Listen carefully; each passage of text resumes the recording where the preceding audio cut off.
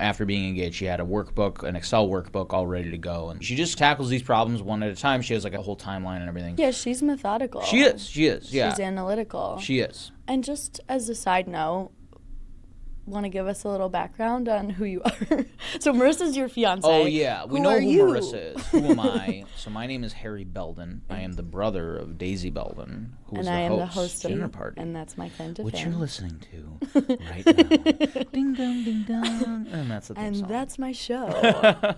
So, yes, my name is Harry Belden, and I'm an actor, and I'm primarily known for being a voice actor, the new voice of Morty Smith on Rick and Morty, which is a adult animated show on Adult Swim. It's a fantastic program, and I highly recommend it to anyone who hasn't seen it. The writing is terrific, the cast is phenomenal, and the animation is exceedingly high quality. So watch Rick and Morty on either Hulu or Max here in the States, or on Adult Swim when it airs. Yes. They sell at Duane Reade. Exactly, which is in the back. Yeah. Unless they have a mass sale at Duane Reade. Which he did, yeah. Our dad, once I told him that I was going to be the new Morty, like, our dad went out and bought just, anything he could find that was, like, Rick and Morty merch. And so he bought, like, the same oversized t-shirt for, I think it was on sale for $8 at Kohl's or whatever. He's like, yeah, I got all these. Check them out. Like, they're great. And I wear it to bed, actually, almost every night. It's actually, he could just start a business where he is, like, people are liquidating their merch to him. He'll just buy Bring it to Dad. Uncle Dick is you have even worse. 75 boxes of Rick and Morty shirts that you can't offload because they're poop gray. Send him. That's what Uncle Dick would do. He would call Lara Bar specifically, and he would say, "What flavors can you get rid of?" And then they would say, "Oh, I don't know, like the ginger vanilla isn't selling very well." And he'd be like, "I'll give you 12 cents on the dollar." And they'll be like, "They're like about to expire. Send them. I don't care." And then he would just buy like crates of them and just eat those throughout the year. He's completely obsessed with exercise and protein. Normally, and, good good things, bargain. Totally normal stuff, but goes he's overboard with every single thing that he enjoys. Yeah. And this is our dad's brother, so maybe they're like a little bit cut from the same cloth in that kind of a way. Yeah, but Uncle Dick he's crazy. I hope he doesn't watch this because dude's insane. Who do you think would win in a fight, a tiger or a gorilla? That's like the kind of question he'll just ask you upon seeing you for the first time in 12 years. Yeah, he recently called my ex-boyfriend's aunt. Oh, because of the ancestry thing? Yeah, because I was like, how do I explain this? Yeah. So she did previously she's really into history, American history, families, like that kind of stuff. Really like sweet, amazing woman. And she did all of this research on our family since our family's a very old American family that like fought in the Revolutionary War and just, I don't know, like she did a deep dive. She's been around. So they've been around. So she was like, this is amazing. I want to look into this. Does this deep dive on the Belden family and puts it all like into a binder. It's like amazing. She really, And then Dad calls me and he goes the other day, and this was like years ago. So we have all this. Dad put it into Google Drive, whatever.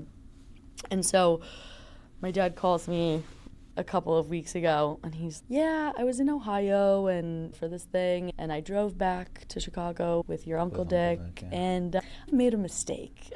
And he was so serious on the phone that I was like, where is this story? Like, where is this going? Yeah. I feel like you're about to tell me something bad. He's like, I might have made a mistake. And it turns out that he just told Uncle Dick this about Ambani, but he goes overboard with everything. So it was like less of she did all this research. He was like, what is her phone number? Yeah, he wants to talk to her directly. You guys, you're no longer dating her nephew. This was years and years ago when all this happened. Years and years ago. He doesn't care. He doesn't care about that. No. And then Dad, and also the fact that he doesn't like personally know her, and like it's like even if we were still dating, it would still be like weird. It would. If it was just like my boyfriend's aunt. That was like then reaching out to as like my uncle. But then didn't Dad warn her? He was like, don't. Oh yeah, no. Dad told her that Dick was going to try to reach out to her. You know what? He You're literally right. said, "Don't give him your number." He said, "I'm going to don't give him your number." He might reach out to you on email. Yeah. Do not give your phone number.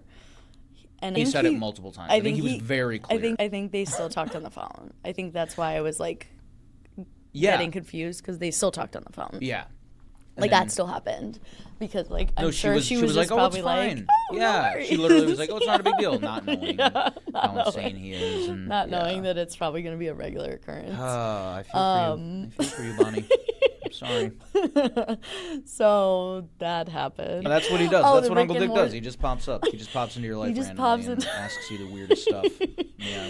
Yeah. So anyway, the Rick and Morty merch. Okay. Yes. The other context that I feel like we're like missing a little bit is that we're siblings. If that, I hope, yeah. Don't know if we said that. I did at the beginning. Yeah, I said I'm your brother. Okay. The host of the show. Okay. The host of the show's brother.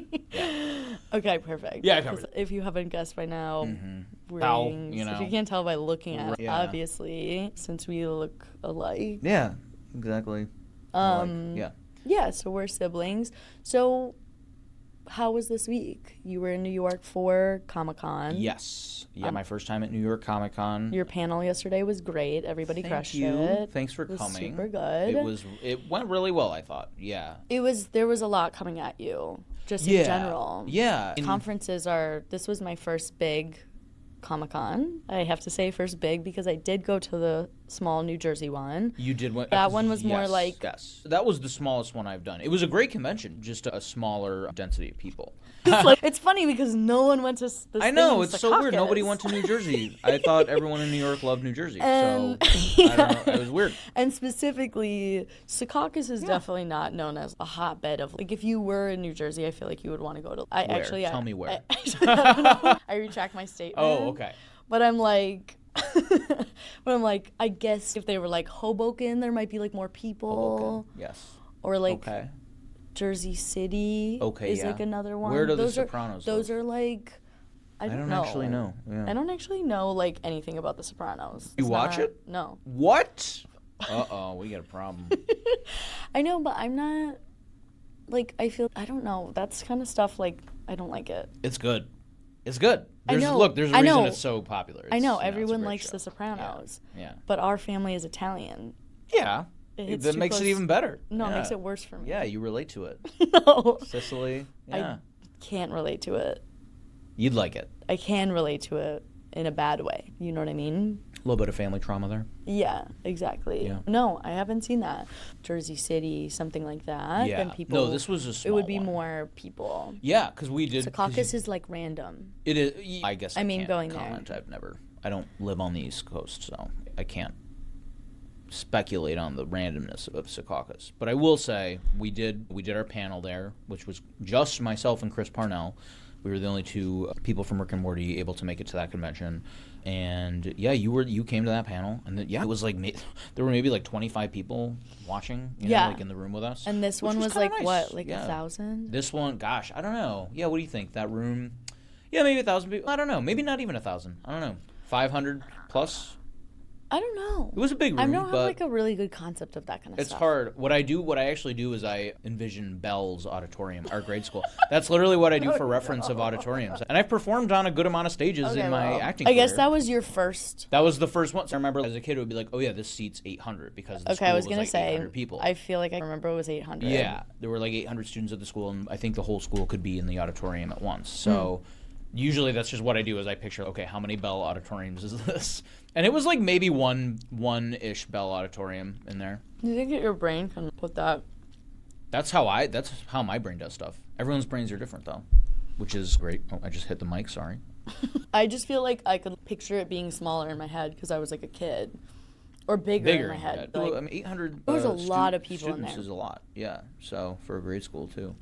Yeah, but in the New York Comic-Con theater, that was huge. It was big. There were a lot of people there, and it was full too. There wasn't really any empty space, and there were people in the back and stuff. Yeah. But it went great. The security people were very worried that I was not going to get a seat. Really? And I was like, look, I think I'm going to get a seat. It's fine. Yeah. VIP. You made it to the second row. Yeah, because I was like VIP. You had your sidekick badge, they call it. Radiative VIP aura. Yeah, I had a little bit of an aura. So they were like, yeah, come right this way, take the best seat. But the security people were like, people are flooding in. Yeah, so if you're not getting in there, they were worried that I wasn't going to get a seat at all, that I was going to have to stand. Man, I'm so glad you didn't, because it was like an hour-long panel, and It went great. Like, yeah. Was it more electric than the other ones?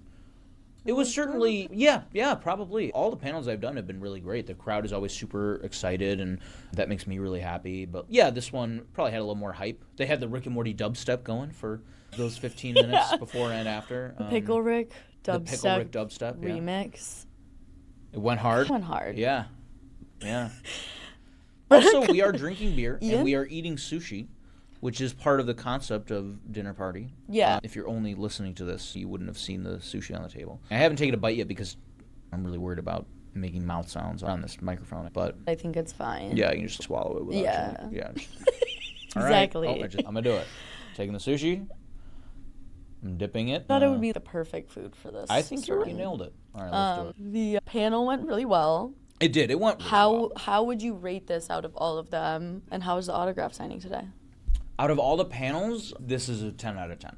And it's not like I've had a really bad panel or anything. This one was just like, it was done really well, and we had a great setup. They had the big TVs on either side. But my favorite thing about it was that they live streamed it. No, they live streamed it, which I don't think they've done for any of the other ones. Or if they have, I didn't have the link readily available. But this one, I had the link ahead of time. I knew how to tell people about it, how to send them the link and everything. And that was great because our parents watched it in the basement with Nino, their dog. Our dog, yes, our family's dog. And Marissa's family watched it. I know at least some of them watched it, which is really great. It's important to me for everyone to see that kind of stuff, and if they can, to tune in, because I don't know. I want everyone to experience this stuff with me. It's really fun and exciting. It went great. We showed a sneak peek of season 8. Which is available on social media, so if you look that up, you can find it. It was an animatic, which is very cool. Like a black and white sketch, basically, of the episode. Yeah, that was so cool. Open. Yeah, it was really cool. I was like, I didn't know that's how they do that. That's how we work. Yeah, that's how when the actors get it, that's what we get. We get to see the episode in its kind of rough state, which is great because things aren't locked in, so we can still make choices and stuff, and we're not like tied to a time frame or anything, which we were with season 7 because it was all basically done. It was all the episodes were already in color, so I had to match the timing of the episodes. Oh, okay. Because I'm not limited. Because sometimes... I never thought about that. Yeah, no, it's tough.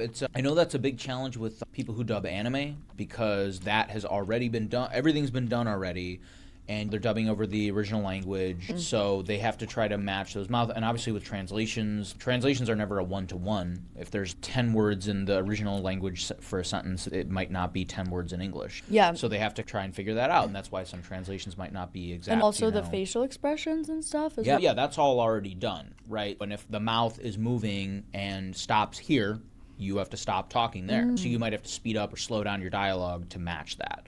So that happened a little bit in season 7. That was a great take. It's a little too long. You got to tighten it up. You got to do it a little bit faster. But do it the exact same way you did it, but do it a little bit faster. Okay. So then also, do you also have more like creative expression though if you want to change something about the scene, or not as much? Not like writing wise, no, because everything we get is so good. These scripts they're unbelievable. I say it all the time, but I don't know how the writers do it because they're so smart and they're so clever. Everything they do is just genius. So I'm not trying to like change any of that. But yeah, like in terms of just choices, Scott Marder, the showrunner, is fantastic because he's just always he was on the panel with you. Right? He was on the panel, yes, along with Dan Harmon. And Scott is great. He's so funny and he's so much fun to work with, and he's always down for if I'm just like.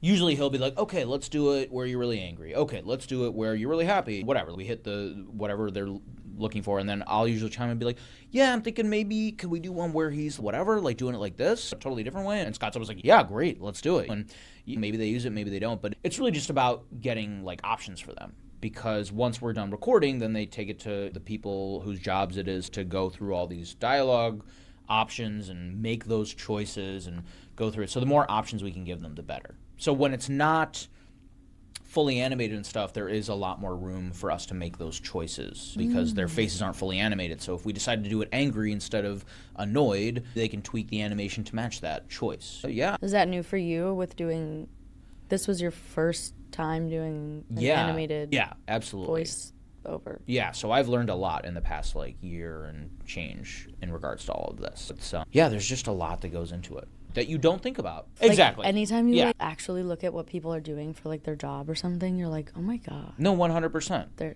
You don't. So you much see goes into the that. finished product. That's all you think about because that's natural and it's like a normal way to think. And you just don't make the connection between all the little things that like are sort of dependent on each other.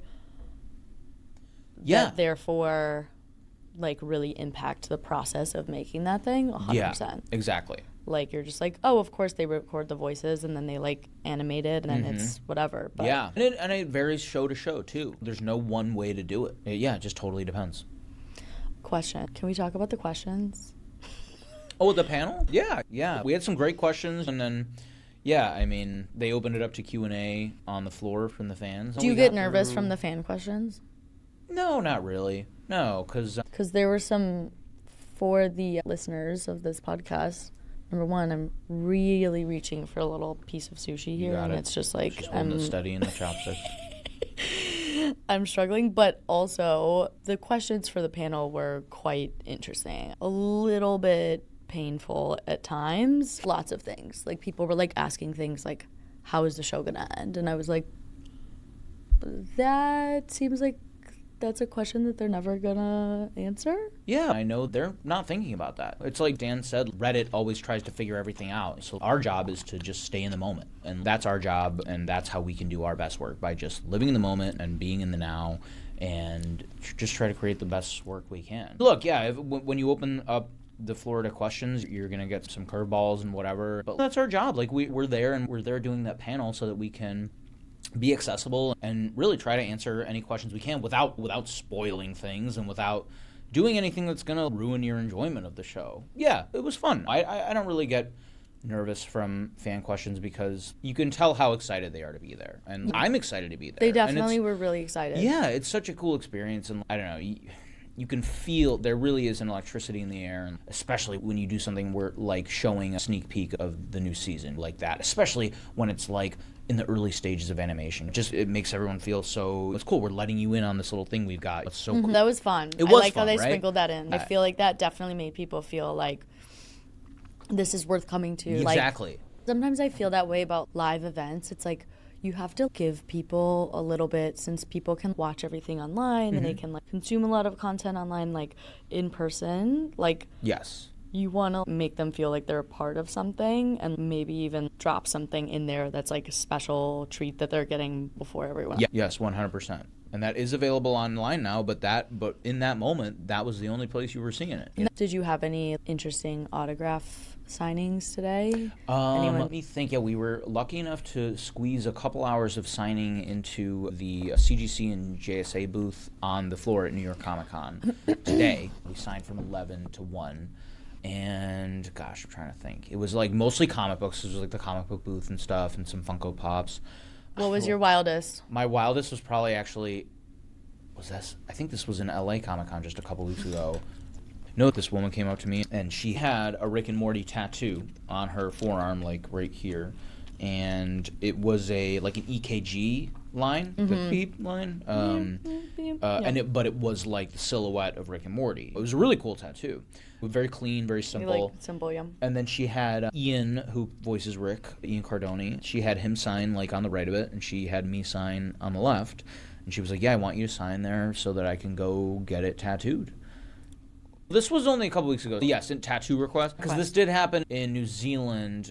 She said she was going to get it done. I kind of hope she didn't. Just because I don't like my signature. I'm self-conscious about my signature. I've never bad handwriting. Cared about my signature, but if people started saying they were to going if somebody says they want to tattoo it on them, then you start to think about it. Yeah. Then I would start to get a little in my head. Exactly, about it. yeah. So this woman literally had me Sharpie her arm so that they could trace it with a tattoo. And that just made me nervous. And I was like, okay, listen, like, I'm going to do this. I'm going to try to make it as like clean and nice looking as I can. If you hate it, rub it off and come back and I'll try again. Or if you hate it, don't do it. Because maybe don't do it. Because if I see someone with a badass tattoo and they've got a signature tattooed on it, I'm probably going to be like, oh, that's so sick. But just because it's me and I'm like, this is like my handwriting, which is notoriously, it's terrible. You don't want this. It's like a fourth grader wrote it with their non-dominant hand. It's bad. And I've never really improved my handwriting. And so I just it's like the guilty. kid that like the teacher was like, you're like a problem. Mm-hmm.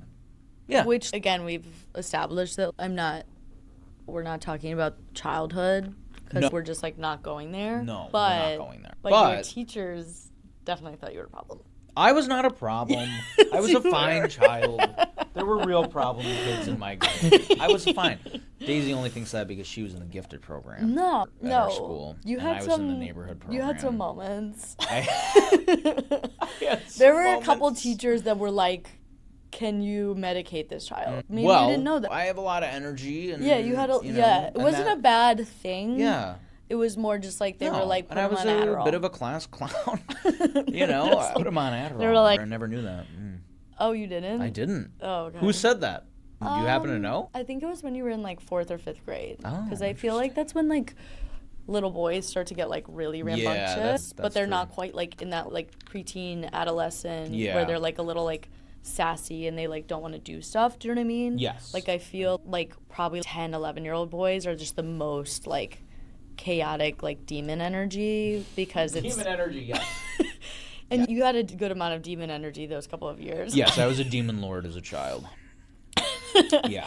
And so I think one of your teachers was begging mom to put you on some sort of stimulant. Mom was just like, no. And mom was just like, I think mom was like, then what happens when he comes off? Like, yeah, right. No, then he's my problem. Yeah, get through the year and then, yeah. Wears off at 5 p.m. and then what? And then it's even worse, demon time at home. That is interesting. I never knew that. But, yeah, there was definitely somebody. I can't remember who it was. Otherwise, I would... 4th or 5th grade, that would either be Miss O'Keefe, Miss G, as we called her, or Miss Savantney. I don't know. You know what? I think it was maybe... Miss G. She was scary, man. Yeah. She was scary. Although she was really old. I don't know that she would know that was like an option. That's true. To just be like, just throw him on some... Yeah, get him on some meds. Yeah. No, because in her day... and then he'll just stare into the corner for the rest of the year. She was so scary, man. She actually loved me, so it probably wasn't her. It's always like the harsh but fair teachers. Yes, that's true. That's true. But I was a fine kid. I got A's. You were fine. You know? Yeah. Yeah, but you had a lot of like... rambunctious I had a lot of energy, and I put it into doing the school plays and stuff. Mischievous at times, though, during class. Yeah, I was a talker. Yeah, I made a lot but of you were jokes. Definitely also doing the school plays and doing every talent show. Yeah, I was like a good kid. That. Yeah, I wasn't like someone you would be worried about. No, for sure not. Yeah. No. Anyway, okay, we're not talking about childhood. We're not talking about childhood. That's off the table. That's off the table. Again. It's actually unacceptable. Nothing that ever happened is like on the record. Yeah. Absolutely not. As the older sister. Yes. Though you wouldn't think. Because I'm... No. You would never know. You would never know. You would never guess. know. Yeah. Because I'm like just like a tiny little baby.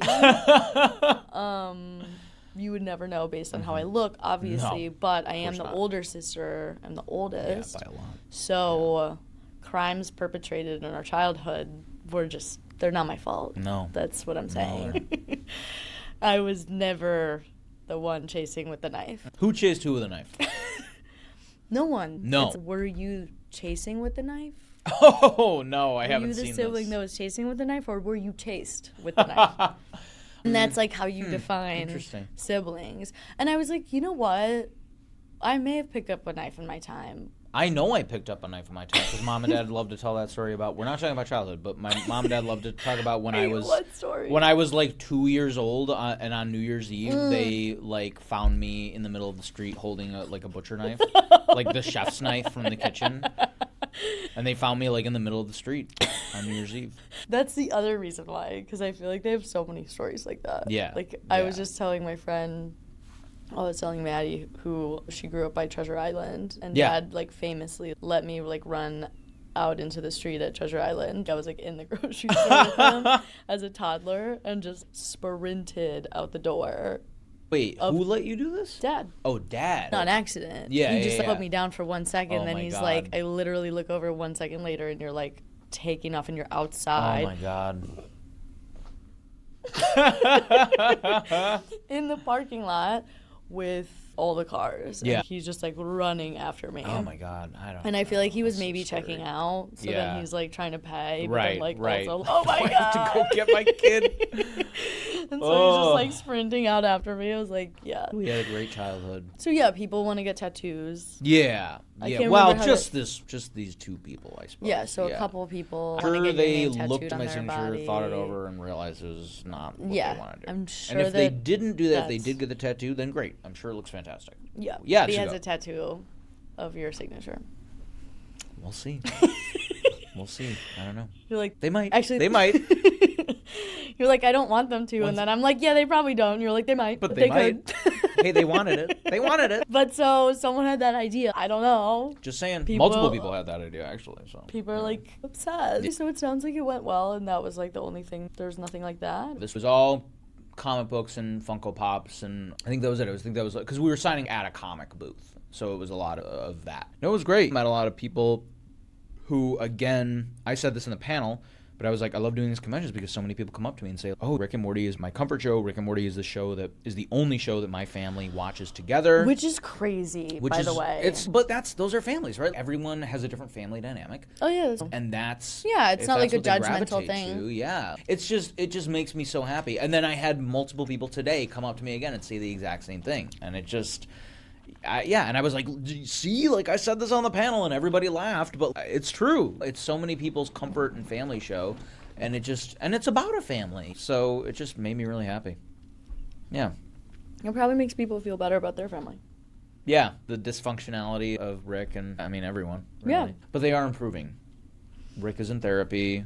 Okay. Everybody's improving steadily. Morty stands up for himself a lot more now, which is really great. So They're working on their boundaries. they're showing growth, which, like, when you watch a TV show, it's very rewarding to witness characters showing growth. Is there a lot of growth in season 8? There might be. Might go back and forth. Who knows?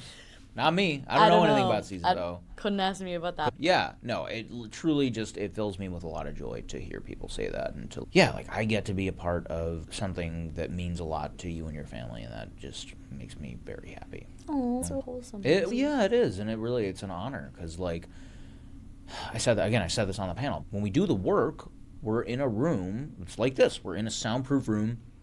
I'm alone in the room. Yeah. There's 2 or 3 other people on the other side of the glass or on Zoom or whatever, and that's it. And we're laughing, we're having a good time, but it's until it's out there, and even when it is out there, you're not watching it with all these people in their homes. So when you do these conventions and you get to finally meet these people, it just, I don't know, it's just, it hits different. Yeah. You're like, yeah. I'm making an impact. Yeah. That's an essential human need, is to contribute. It is. So I feel like doing it like where it's a sort of delayed gratification, to where you're like, I'm like doing this, and then months later I see this, and then that's exactly months later what, then it becomes this. You don't get that immediate gratification of creating something that materializes and impacts people right away. Exactly. I spoke to this other actor who was on the show American Gods, and I met him at a convention in Salt Lake City just a few weeks ago, and he was saying exactly that. He was like, when you do theater or something like that, it's instant gratification, right? Because you're there and they're in the room with you, and applause or whatever. It doesn't even have to be like that. Like, whatever their reaction is, because that's storytelling, getting a reaction, and making people feel things and stuff. But then again, when you're doing this type of stuff, you're alone, and so to then hear what people thought of it. And when I watched this episode, I couldn't believe this happened. And I'm just like, oh yeah, that's exactly what we were going for. Or I was cracking up at this scene. I had to rewind it 5 times because I was laughing so hard. And I was like, yes, because we could barely get through that scene in the booth. It's great to know that people are sharing those experiences. Yeah. It sounds like this is super gratifying, and that means that you'll come next year, which about. Yeah. Because I'm sure that'll be on the schedule. I hope mean, so, it went over so well, and like it did. Yeah. You guys are doing so much. Okay, so outside of Rick and Morty, are you doing anything else? Not right now. What are you thinking about? What would be something else that are you looking to do other shows in, like voice acting, or you want to do some on camera? What are you looking for right now? I mean, my philosophy is I don't want to limit myself in any way. I've never been like, oh yeah, I want to get into voice acting, or I want to get into like only theater or whatever. An actor is an actor, and these different mediums obviously do require different skill sets and stuff, and it is a big adjustment going from one to the other. It's a huge adjustment doing theater acting versus doing on-camera acting, or voiceover versus, and I think honestly, that's something that I don't think that like a ton of people outside of entertainment understand. Again, why would you? Because it's not your job. Like, so like, why would you? It's not something you think about. But it is still acting, right? It is being this character or whatever you're acting as in these circumstances and stuff, and portraying them honestly in an authentic way. So for me, I'm just like, I'm auditioning for anything I can get my hands on, and I'm, in terms of, I don't know, like dream roles, I would love to play Batman in any sense, animated or otherwise. It would just be that he's my childhood hero, and he's just so cool. I love Batman. Huge Batman fan. Take one moment for Batman. That out. One more for Batman. Pour one out for Batman. He's our new Beyonce. Yes. He's always been my Beyonce. Don't tell Marissa I said that, though, because she loves Beyonce. She's a huge Beyonce fan. Have you heard this whole theory about Beyonce? Tell me. I have not. People are, like, thanking Beyonce. Oh, I did see something about, everyone thanking Beyonce. Okay, so, see, this is why, because you're not on TikTok for what I assume is for the safety of our homeland security or something like that. I was on TikTok for 3 months, and in those 3 months, I got nothing done. Okay. That thing had a chokehold on me. I had to stop. I had no idea. Yeah. I thought it was like a Well, China I also don't love the whole like spyware thing, whatever, that they'll like take everything on your phone or whatever. This stuff like that freaks me out. Yeah. So I don't love that. I don't know that's real. Marissa's work doesn't let her have TikTok on her phone. She has a separate TikTok phone. It's like her old iPhone that she like doesn't use anymore. It's just my phone. Yeah.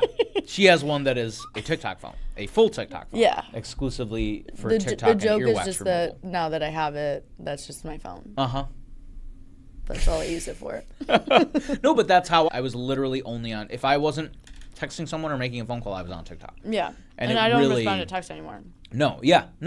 I open my phone. I'm like, I just want to go on TikTok. Why are you bothering me? Dude, it was killing me. Why are you assaulting me in my own home? Texting me. Calling me. Don't even, Don't call me. Don't call me. No. Or leave a voicemail. Send me a TikTok. Mom and Dad. Send me a TikTok via Instagram. That's how we communicate now. Yeah. Okay, Reels. so you deleted out of a productivity mindset. I had to. Not only was I getting nothing done, I was getting depressed because of it. So I had to stop. Addiction. No, it was actually really bad. So if you send me one through Instagram, that's fine, because I don't know, I can handle that. You mean like an Instagram reel? People take TikToks and put them on Instagram. That's called Reels. Okay. Yeah. Yes, Reels. Okay. When people send me a reel. Send me a TikTok on Instagram. It's gone through the process of making it through from TikTok all the way to Instagram. It's then sent to me via direct message. Marissa sends me like 20 a day. I have to do my homework at the end of the night and go through them and react to all of the crying face, laughing, heart emoji, crying crying face. Yeah, crying, laughing face is what I meant. No, but if it's like a cute dog or like a cute elderly couple, then it's normal crying face. It's, oh my god, so cute. Oh yes. That kind of or sometimes I'll even bust out the text. I'll say, "Oh my god," and just say that's really cute. I don't know. Yeah. I just want her to know that I've seen it and I've looked at it and I actually watched it. Yeah, that's good. Yeah. You're doing your homework. Marriage rules 101. It's like watch the TikToks, the reels. Yeah. And then sometimes I forget and I won't go on Instagram for a few days and then I'll open it and there literally will be like 20 in a row and I'm just like, I need 20 minutes free so I can just go through these. Yeah. That's what Phoebe does to me. So. Phoebe. Who's Phoebe? Yeah. Tell us who Phoebe is. Our other sister. Yeah. She wasn't invited to the dinner party this time. Unfortunately. She couldn't be. She lives in Chicago. She lives in Chicago. Oh, you hear that? That's Blue Moon. Okay. That's the Blue Moon right there. Yeah, that is. So that was my impression of Rick. So you're Rick and Morty right now. That's right. I'm channeling both. She lives in Chicago. Daisy lives in New York. I live in Los Angeles now. Oh my I just God. moved there. Oh my God. Did you drop the sushi? No, I just dropped a huge chunk of tuna on my leg. Oh my God. Slurp it up. I still eat it. Yeah, it's tuna. Too much tuna. Too much tuna. That's too much tuna. Oh my God, I'm so happy you said that because no one gets that reference. Really? Yeah, so anyway, Phoebe sends me about 65 TikToks a day. Yeah. Sometimes I watch them, sometimes I don't. She knows that.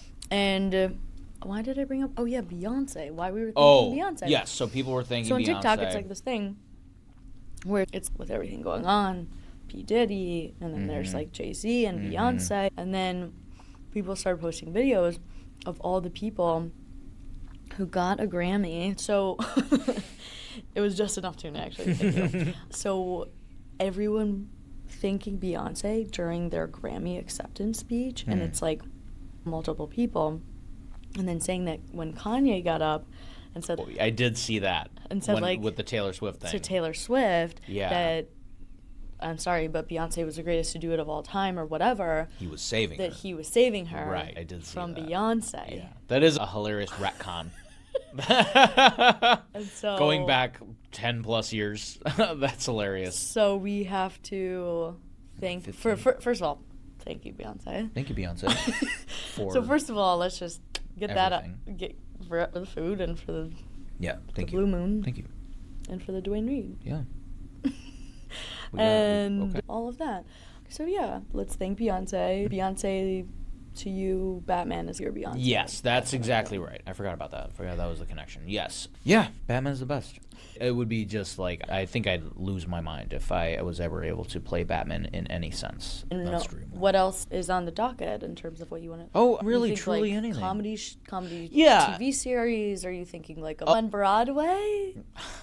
Just Hey, a few blocks from us? I'd love to do something on Broadway. I Would be just so met fun. this guy, Kirk, who was a director.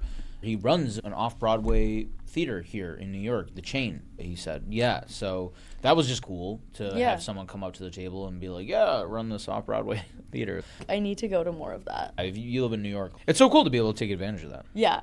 No, it's like amazing. The couple Broadway shows I've been to are like incredible. Yeah. Doing a comedy series would obviously be amazing. I think that's probably like another dream, is to do something like a sitcom, because I think my wheelhouse leans much more towards comedy than anything. Yeah. Yeah, to be on a show like Abbott Elementary or anything like would be a dream come true, because I just That think is such a good show. it is so good. I love it. It's hilarious. Anything like that. But again, I'm an actor. I'll do anything. Pay me to pretend to be someone else, and I'll do it. Okay. He'll do anything. Just so we have that clear. He'll do anything. It was like, you think Des? Yes? Yeah, like Desperate. Oh, yeah, sure. Like, I'll That's do fine. anything. Yeah. Like, whatever. Yeah. That's how it'll be. Yeah. It's a hustle. I mean, that's, it's a grind. I was going to say, that's Yeah. like acting from what I gather. Yeah. I'm not saying That's don't the- have the standards the and grind. don't be willing to say no to things, but a lot of times you take what you can get. And Yeah. you'll just figure it out with your Yeah. agent. You just want to be auditioning. As an actor, you just want to be auditioning. It's just a numbers game. And you can give an amazing audition, and if it's not the vision that the people making the show see, then that's fine. They're not going to go with you, and that's totally fine. You just have to find one that lines up. Yeah, You know? That's something all. that's aligned. Sometimes I just think about, I'll see like a podcast with someone that was on a show I liked or whatever, played like a pretty big part on a show that I liked 5 years ago or something like that. And I'm always like, oh, I haven't seen that person in a minute. You know what I mean? And I feel like that's the industry. People could do really well one day and then maybe they leave it because they don't want to deal with it anymore. No, 100%. Yeah, it's wild to think about. Yeah, and I think there's an expectation or an assumption, I guess, of, you see someone on a really big show and they become like famous or whatever, that you're going to keep seeing them in everything. But it's, again, they're auditioning for things, and the people making those things might like them and might think they fit with the story and the vision they're trying to tell, or they might not. So it really is, you have to work for every role, for everything.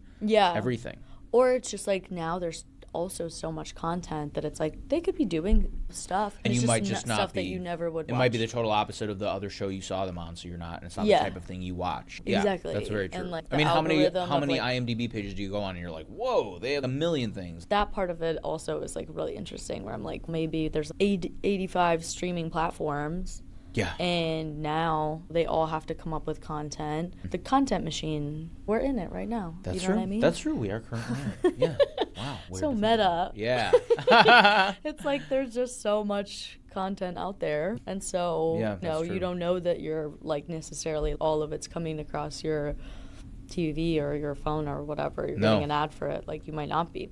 Also, I want to bring up how you just got back from Florence, and that was like what you did right before coming. Actually, going from Florence to LA for a couple of days. One and day. Then, I guess 2 days. Yeah. oh, Yeah, it was so rough. But it was okay. brutal. It was okay. Yeah, we went to Marissa's mom's 70th birthday back in June. We weren't able to make this Italy trip for it until now in October. So we made this plan pretty far in advance. It was like the week before New York Comic Con, but I didn't know I was going to be coming to New York Comic Con. When I found out I'd be coming and doing this, it was like go to Florence for a week, fly back to LA. I had 1 full day to do laundry and stuff, and then fly straight to New York from LA. It was a lot of travel in a very short amount of time. Yeah. But Florence is beautiful. It was super fun. Obviously, the food was amazing. I had a Florentine steak for the first time, which is like it's like a thing there. It's like a huge T-bone steak. It's 1.5 kilograms or whatever is like the minimum that you need to order. So I split it with Jack, Marissa's sister's boyfriend, and we had a really great time. We scootered all around. Absolutely made yourself Florence. sick on steak. No, not really. It was kind of the perfect amount of food for 2 people. Yes, but it includes the bone. Yeah, the weight includes the bone. So it's not, I had the exact same thing. I was like, wait, a kilogram is 2.2 pounds, roughly. So You're like, I don't know if 1.5 pounds of steak is like in a soap. Yeah, but that includes the bone, which is like a lot of it. So it was, and I just asked the guy, I was like, what do you recommend? Like, what's good for 2 people? He told us what to do. Florence has the scooters now, the electric scooters. Yeah. So we like scooted all around. Which I introduced you to in Austin. You did? Many years ago. No, too many people I know got face and like teeth injuries. Oh, no. Which was my worst fear because... Yeah. Oh. Can't be damaging that. Okay, that's scary. We actually bought one before we moved to LA, but we do have a helmet, so we at least wear a helmet. But now I'm thinking about my teeth. Huh.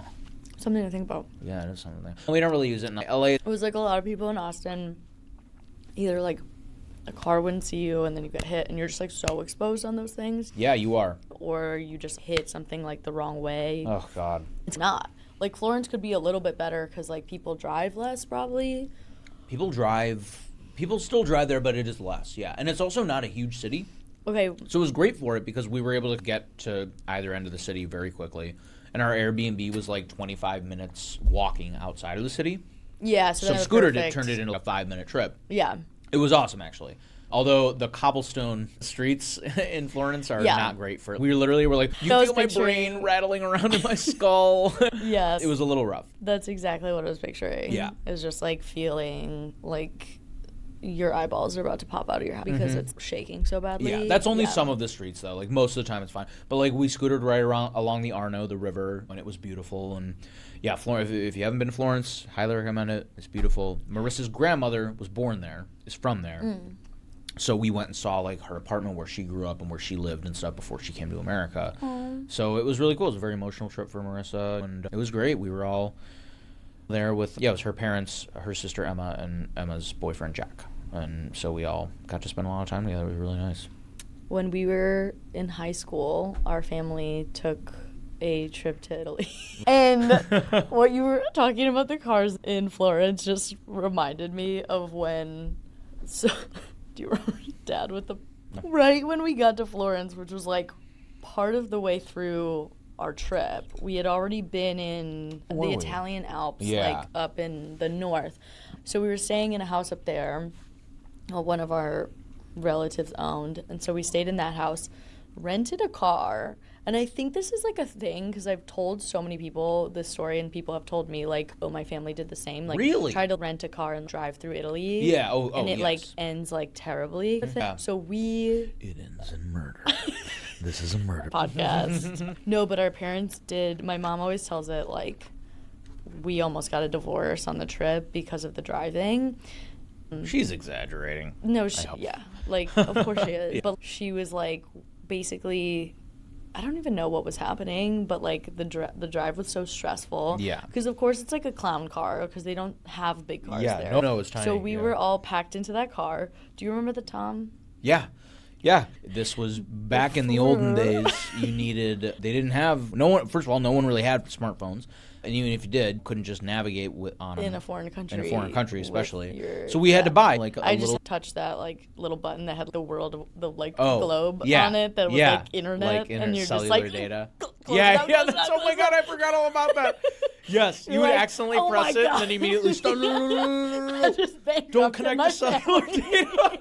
My family will never financially recover from this. No, I forgot all about that. Wow, yes. Oh, yes. So that was as close to the internet as we had. Was my razor phone almost bankrupting our entire family. We couldn't go to college because of that. But prior to phones having GPS, there was like these GPSs you could buy and put them in your car. So we had that. It was called TomGo. TomGo. And my dad had us stick our hands out the window. Yeah, that's right. We would hold it in our hands, stick it out the window, like try to signal. That's right. Because we were driving on these highways in Italy. And it was also, I think, a stick shift. And like neither of our parents really could drive stick shift very well. Dad did fine, but it's like he was not... winging in the country. Yeah. Where there was a lot of those roundabout things where like in a circle, that kind of thing. Yeah. And you're like trying to figure out there, but we would go around and around trying to figure out like which one was the right thing. The whole time. Phoebe's in a state, and then one of us just has our hand out the window trying to navigate. And then, like, even if we get a signal, like, what, we're going to navigate, we're going to be like, oh, I got something, okay, go 3 kilometers, I don't know what to do now. And then all the pressure was on you exactly. to be the one to tell. You're like 14. Yeah, that was fun. So we're just sticking our arm out, and then something happened to where Mom was so mad during the car trip that she was like, you need to pull over now. Yeah. Because I don't want to say to you what I want to say to you in front of our children who are like 7th grade / high school age. So they pulled over into a truck stop, got out, I think had it out with each other, and we all just sat there in the car silently. And then turns out later you weren't allowed to like pull into that. And it was like a $500 fine if you were in a truck and pulled in. And so they got fined for it. They got fined by like a camera or something. Yeah. And then they also immediately got fined by like a police officer that was right there. Yes. And he was like, oh, yeah. Because in Italy, they just run up a tab. Yeah. Like, you don't really even pay that. No. They just are like, we're going to slap you with €1,000 of fines, and then they just try to get you to pay the most that you're going to pay, but most people in Italy just don't pay it. So then they're like, okay, American tourists, you're going to pay it. You know what I mean? So then that happened. Yeah, it did. But this all is leading up to, we got to Florence. So after all of this, tensions are high. Oh my God. So high. Tensions are palpable in the car. And of course, Phoebe's like oblivious to like anyone else's suffering. Phoebe can't comprehend that other people might also be stressed and upset, so that just makes everything worse. So the family dynamics are in full force. And so Dad's probably just like silently just not saying anything the entire time, and just also being like, I'm just not going to say anything. I'm not going to rock the boat in any way. And Mom just yelling at Dad. Phoebe's just complaining nonstop about whatever she's complaining about. And then you and I are like having our arm out the window with the top go. And I'm being like, fuck you, I don't want to do it. And you're like, I can't do it. Even if I get a signal, I won't know how to communicate. And then you're trying to tell me that I should have to do it because you've been pinned as the one who speaks Italian. Yeah, because I had done 1 year of high school Italian. I was maybe 15, I think. And so everyone's... So in every situation, all heads turn to you. When comes up, starts speaking rapid Italian, and everyone's like, Harry. And I'm like, Sarah, io sono americano. Oh, that's all I got. Like, it was rough. It was bad. And everyone's just like, eyes are on you, like, we don't have anything better. No. So then I started trying to read, because the town that we were staying in initially was like, there were some expats, but there was really no one spoke English. Yeah, it was like a tiny town. It was like a small town. Yeah. So not tourist friendly. Yeah. So then we get to Florence, though. Yes. And it's been like hours. Yeah, took all day. Tensions are high in the car, always, no matter what. So we are like driving for hours, finally get to Florence, are all like dying to get to the hotel. Yeah. And the only way, we keep driving around in circles because we can't figure out how to get like onto the street that our hotel is on. Yeah. So we're like driving around, everyone's like tense because we know that like we're possibly like 5 minutes away from like getting out of the car close. And like being away from each other. But you can't pull over. But then because... also, but you can't pull over. It's also like a tiny little like cobblestone area. All the streets are one way. Yeah, so you can't, everything's one way. So we're just like keep going, and then Dad just sees that it's like this. There's like the car, and then there's a little corridor type street that you could technically fit one car down, and then and it's probably, I don't know, like 30 feet long. So you could just see on the other side of that was the street where our hotel was. And you could basically see our hotel. And I just knew, I saw it in his eyes, and he was just like, I'm just going to floor it to the hotel. It was a one-way street. Going the wrong way? Oh, no. I blocked all this up. No, of course he not. floors it down this tiny little like alleyway, basically, of a street, because that's how they are. Mm-hmm. And then he's just like, floors the car that way. Immediately, a police officer comes over. They were waiting. they were ready to pounce. 100% ready to pounce. And everybody get out and just walk to the hotel. Get to the hotel. And I'm just gonna deal with this situation. And it probably cost much more money. Something. Sure. But like somehow got out of that situation or figured it out or played dumb or something like that. Whatever. Yeah, just slid him some money. And that's how we got to our hotel. We made it. And then after we showered, I think that was the night we showered and went to dinner, and Mom and Dad let Phoebe have wine for the first time, even though she was like in 7th grade. Yeah, they were done. They'd used up all their parenting. Everyone was so stressed, and she was being so annoying. The servers were just pouring wine anyway, so they didn't stop her. They didn't stop them. They didn't say no, she's 12. They were like, and I think there it's 16 is like right. It's like they don't care. Yeah. But like the fact that they were just like, you know what, whatever. Yeah. You're not gonna say anything. I'm not gonna say anything. I think they were just like, we just want you to relax, and we want to relax, and we would like for you to just chill the fuck out. Yeah. You know what? And I remember being like, ooh, everyone's real stressed. We're just like looking a blind eye to Phoebe just having herself a glass of white wine at the age of 12. Because you and I were having it. Yeah, but we were like right around the age. Yeah, it's okay anyway when you're in Europe. Yeah, so we were like in high school. We were like just like fine. Whatever. Yeah. And I don't think that we were like drinking. I don't think we were like. We would have a glass of wine with dinner every night.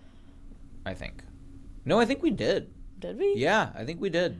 Okay. I think they adopted the European. Because I can't remember if it was also that you and I were like more allowed to drink than just because of the sheer stress of it all. And that was like the night that they were just like, you know what? We don't care anymore. Yeah. You know what? I don't care. Actually, we might be getting a divorce. So this like we don't care how you turn out anymore. We're done. Care. Yeah. It's actually we got you this far. It's fully on you now. You're good. Yeah. We just want to have dinner in peace without people trying to claw each other's eyes out. So yeah. Family vacation anywhere is good. So when you throw in a foreign country and you don't speak the language. Many a story. Can you touch on the falling in the Venice Canal? Yes. That was also this was the same trip. We were in Venice. I don't know if this was before or after. I can't remember the order of when we did things, but I think it was the first place we went actually. Yeah, our Airbnb or whatever hotel. I don't know if Airbnb was even a thing back then, but it was like an apartment. It was like someone's apartment, and so it was right on the water, which was amazing. One of the canals, but that also meant the entrance to the place was right by a stairwell, like 5 stone steps that just lead into the water, into the canal. I don't know. We like got back home one day after walking around.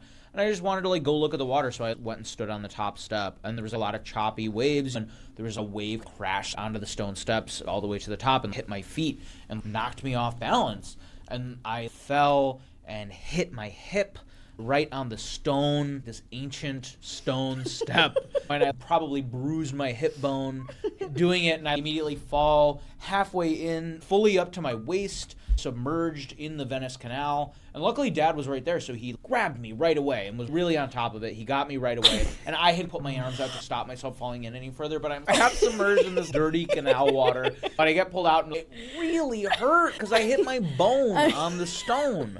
The bone on the stone. So I pulled. So he Dad pulls me out. down. And I spent the rest of the night cleaning off in the tub, but I was just like, I hate this. Like, I hate this place. I hate Italy. Like, this sucks. And because it was like the water's so much grosser. Like you would think it's gross because it looks pretty clean. Yeah. And then when you thought fall about in, it, yeah. if you're like, okay, it's like still-ish water in like disgusting. A city. It's Yeah. so gross. Yeah, it was really. I smelled right away. I smelled right away. So yeah, you gotta go clean off. And I was like, I can't get in this tub. I bruised my bone. So I gingerly for the next couple days I had trouble walking around and stuff, and yeah, it was awful. It was really bad. I'm sorry. No, it was like just. No, it's hilarious now. It was hilarious at the time for me. Yeah, of course. Yes. I know. I can't believe I fucking fell into that thing. I think that last year might have been too soon to joke about it. For you. Yeah. But solidly 12 years. Yeah, I can talk about it now. I can't joke about it, but I can talk about it. I'm willing to go that far. Your sense of humor is not quite recovered from that. No. And the Sperry's were the worst part because that was when Sperry's were really big and you were wearing those Sperry's. Oh, God. And you got them soaked in the water. They were soaked. And then they honestly, smelled really when bad. Sperry's get soaked, that's it for them. Yeah. I know, which is crazy because they're bones. I know. Good design. They smelled terrible. What are you gonna do? They're your shoes you brought on vacation. Sorry, your shoes smell now for the rest of the vacation. Yeah, it was funny because also, then we were on a quest to find you a new leather jacket. A leather jacket. I had never had one, and I think it was when we were in Florence. Because if you've been to Florence, you see all the leather stalls and stuff. It's so cool. You see all this beautiful Italian craftsmanship. And I was walking around and I was like, wow, this is so beautiful. And I think Mom and Dad were like, that would be a good place to get you an actual high quality leather jacket like a instead of a handcrafted shitty one. thing. Exactly. One from The Gap or whatever. Beyonce. Yeah. Yes, thank you, Beyonce. But yeah, I was just like, wow, this is really cool. I was like, you know what, Mom and Dad, I think I'd really love to get a leather jacket here. This is so cool. And they're like, oh, okay. And Mom's, oh. Okay. Just by saying that, I've devastated her work. I've thrown this whole thing into the vacation that she wasn't planning for. And I was like, look, it doesn't have to be the nicest jacket in the world, but I would love to get one here. Yeah. And then we did a couple days of looking around, walking around and stuff, and keeping our eye out for jackets and stuff. And then I think I was like, oh, what about this one? What about this one? And then Mom and Dad were just like, we're just gonna get you one at one of the outlet stores back home. We'll just go to the outlet mall. But then we went to the outlet mall in Italy. We did? Yes. We didn't get me a jacket there. I got that in America. Are you sure? I'm positive. Oh, believe me, I remember this. Yeah. My trauma has not healed. Yeah. We went to an outlet store in Italy? We ended up going, yes. We went to an outlet place in Italy. Oh my God. And I remember because we were walking around and Mom was like, oh, I like this so much more because they all drink wine here. It was an American outlet mall, but everybody left wine around, outside and stuff. Oh, there were just dirty wine glasses on these tables that were around in the Fendi outlet or whatever. So that's why I think I had it confused because I was now you've got me confused. I don't know now. Because I was didn't we go to the outlet mall in Italy and then just buy you one at the Ralph Lauren? God, maybe that wasn't now because but it in was, my it was mind, a Ralph Lauren I didn't jacket. know they even had it was a Ralph Lauren jacket. And we were instantly let's get an Italian leather jacket. Yeah. And then it was from the Ralph Lauren. And then it was from America basically. Yeah. I was I don't care if we get a knockoff jacket. I just want to get an Italian knockoff jacket. I want an Italian leather jacket. I'm 15. I'm fixated on this one thing that I think is going to make me look cool. Can I please have it? And we were like, nothing's right on you. Because I feel we went around to all those vendors. Probably. Mom just probably her face says it all when you try something on. It's she won't hide that. She's just, I thought about it today with what I was going to wear here. Because I was like, if I wear this, Mom will say, is that your color? And I feel we did that a bunch. And then we just were like, what if we just tried some known quantities. Shopped in America. What if we just but went in Italy. To some places that Have you ever been in Italy and said, no, I need to buy something American? You know what I miss is a strip mall. Is an outlet mall where I could just get stuff that I know. That we know. Isn't foreign and isn't scary. And is not like this. I think we did, and I think we might have bought you that. And so you know what? You're probably right. From You're probably right. Trip with a leather jacket, but it was from the Ralph Lauren outlet. Yeah.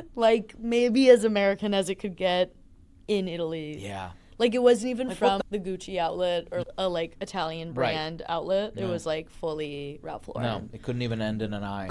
Yeah. No, exactly. Yeah, that's right. Yeah, but you got a new...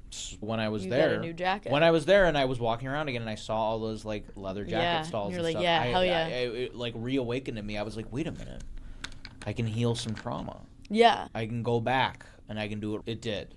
Yes. You had 2 bad Italy trips. And what happened on the other one? The other one... okay, let's, like, just to close the loop on our family. Some closure on the family trip, yeah. The other bad thing that happened to you on that trip. Oh, my God, I forgot all about that. Oh, we didn't even tell Sarah that last night when we were recounting my horrible Italy trips. When we were listing all of your evidence as to why Italy is a terrible place. I hate Italy. Like, I got a sunburn there. I got a horrible sunburn there because you started suntanning in the yard. And I was like, I want to be cool too. I was 17. You were 17. So I was like, I'm coming home. With a tan. Yeah. I'm going to be a bronze goddess. No one will recognize me when I get back. Yeah. And I was like, Daisy's tanning, I want to tan. Yeah. And so, then you're like, but I didn't realize. You're like, I'm also going to come back. Yeah. And if you're watching this video, you could see how it's pretty funny. Mm-hmm. I spray tan on. Do you? Yeah. Looks good. Yeah. Otherwise, I have a bit of a bluish hue that I'm not super. Do I have that? Probably. Look at that. I'm pretty pale.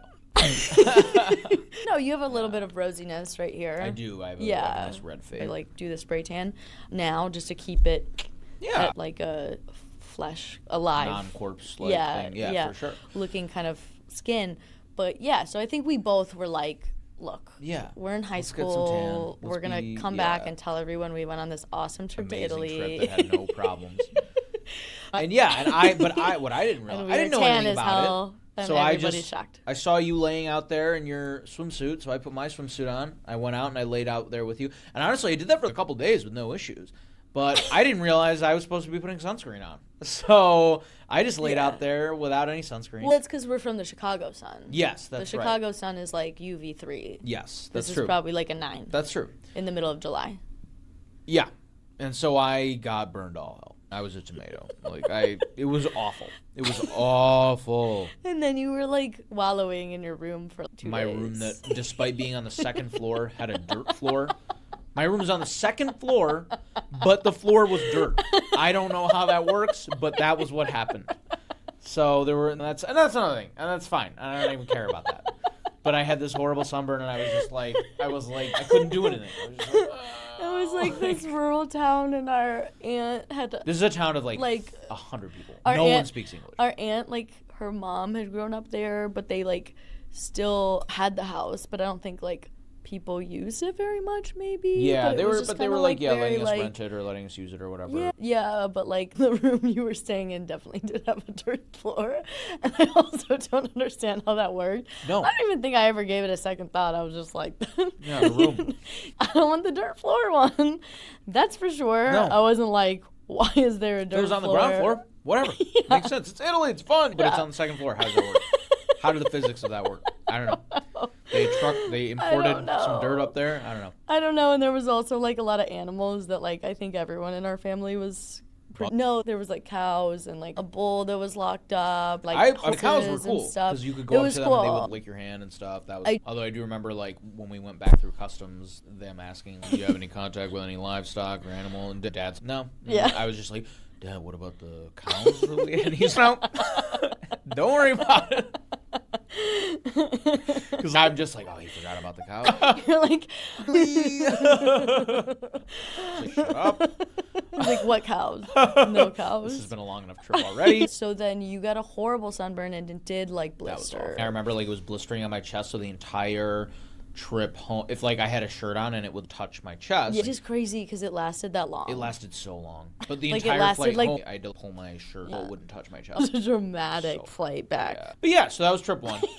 Trip 2 was we were in Italy for a few days, and this was myself and Marissa. We were doing a trip together after dating for a month and a half or something. It was crazy. We did a 3-week. You were young. We were young and we were in love. We did a Europe trip and everything.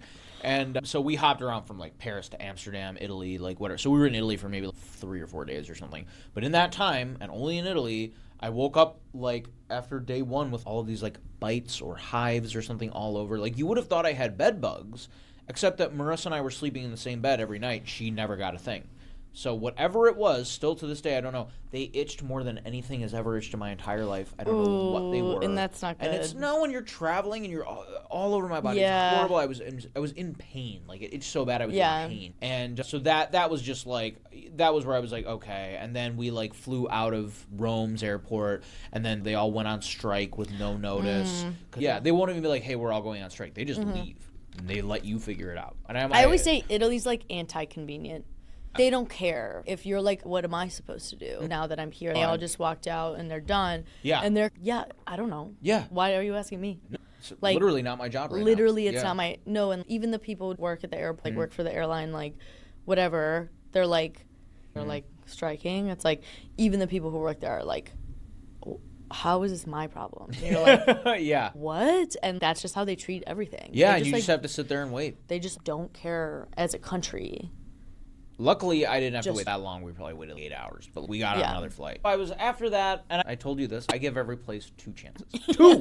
Not 1, 2! That was the most dramatic quote that I'll always remember. I give everyone 2 chances, and Italy's done. Italy's had it. I'm done. I was very nice. I really tried. I'm done with Italy. I'm never going back. I literally said I would never go back. Yeah, you actually did. Yeah. And honestly, this one was great. And now you're like, okay. No, because I was actually I might have healed some things inside. I really think I did. I was telling this to Chris Parnell last night, or I don't know, yesterday afternoon. I was like I have had a lot of travel anxiety in my life. I think it's just hard for me to be away from my home base and where all of my things are, and like it just makes me feel anxious. You like things in a certain place. Yeah, I just like knowing that if everything went to hell, I could go back to my room. Or whatever, and have my things there. I think it's just an anxiety thing. Yeah. But after doing so much travel these past 7 months, doing all of these conventions and stuff, and like moving to Los Angeles and stuff, it's really, I don't know, like I don't have nearly as much of that anxiety anymore. So change your brain chemistry a little bit. Yeah, because I was forced to do it so many times. Yeah. I've done that before. It doesn't matter if I'm in Italy or if I'm in Salt Lake City. It's the same either way. So that helped a lot. Yeah, and I think it's your brain's sense of safety. The more you do something and nothing bad happens, you know that you're okay. And you just like have a million repetitions of that. Yeah. I went through a period where I didn't have travel anxiety. I just had flight anxiety. I was a little more anxious in general, and then I just couldn't stop thinking about it was like during COVID, like whenever I was like on a flight, I just had more anxiety in general. And then when I was on planes, my brain would just go there. Oh my God, what if this thing goes down? Yeah. And then I feel like then just the more I flew, the more it was like fine again. Yeah. You know what I mean? Yeah. Because your brain just, nothing bad has happened and I've been doing this. And so for you, that's probably like what's happening. Yeah, I think that's And then I think when you're less anxious, you like attract less circumstances that are like stressful and anxiety inducing. Yeah, definitely felt more go with the flow when I was in Italy this past week. Because you're not like on high alert where you're like, I'm like out of sorts. Yes. Like, that kind and of I was thing. Also like, it's not my trip. This is Marissa's family's trip. So I'm just going to go along with whatever activities we want to do. I don't need to worry so much about it. And they probably plan stuff. Did they plan stuff? Yeah, we went and we did like the museums and the Uffizi and all the touristy things. And then we also had quite a few days where we just went out and explored, which is like I really enjoy that. Like, me too. I've learned, I think now the way to do it, at least for me, is if you're going to do touristy stuff, do one thing a day. Get one thing a day. Yes, I agree. And then be done. Yeah. And then have the rest of the time. Don't try to be like, we're going to go here from 6 to 12, and then we're going to doing this from 1 to 3, and then this from 4 to 8. And then you feel like it's a full-time job. Yeah, you feel like you're working when you're on vacation. It stresses me the hell out. But yeah, do one thing so you can be like, yeah, we did that, and it was great, and we took a bunch of photos and everything. But now, rest of the day, we can just hang out, we can walk around, we can go have lunch, like whatever. That's a really great way to do it, in my opinion. Yeah. Everybody's different. No, I agree. I think I'm like more of the like I want to do one productive thing, and then if for the rest of the day I just like bike around and I like eat a croissant and like here and then I like okay. Gabe's good. He says I don't know. We have 10 minutes to keep going. Yes. Okay. Because it's, I don't know, you're on vacation. You want to feel like you're resting. I don't want to return from vacation, go back to work, and then be like, okay, but some people view it as I'm only here for a short amount of time. I want to extract so much out of it. That's absolutely I think some people view it that way, where they're like, I'm going to hit like a one museum, then the next, then I'm gonna go to this park, and then I'm gonna do a cooking class, and I'm gonna maximize. Yes, but which I'm not a maximizer. I'm more just like a whatever looks fun and like I'm attracted to in terms of it's like popping out to me is that would be fun. I'm like, oh, let's do a boat one day, and then the next day let's do the cooking class, and then the other day let's do like a museum, or we could hit something else like that, the like cool sightseeing things, whatever, so that you have that. I'm like, I don't mind it if I miss a few things. If like I don't need to see everything in like the whole place. But of course, you want to squeeze things in. You want to maximize your time. But I'm glad that you healed. I did. Eat, pray, loved a little bit. A little bit. I think I did. Yeah, it was nice. I love that. Yeah. And I think that's it. Nice. Yeah. We have Gabe gave us the 10-minute warning. So if there's anything else you want to discuss, Thanks for coming on the show. Thank you for having me. This is really fun. This is a great idea. We worked our way through a good chunk of that sushi. A big dent in the sushi. Was it pleasant to listen to? Gabe's giving us the double thumbs up.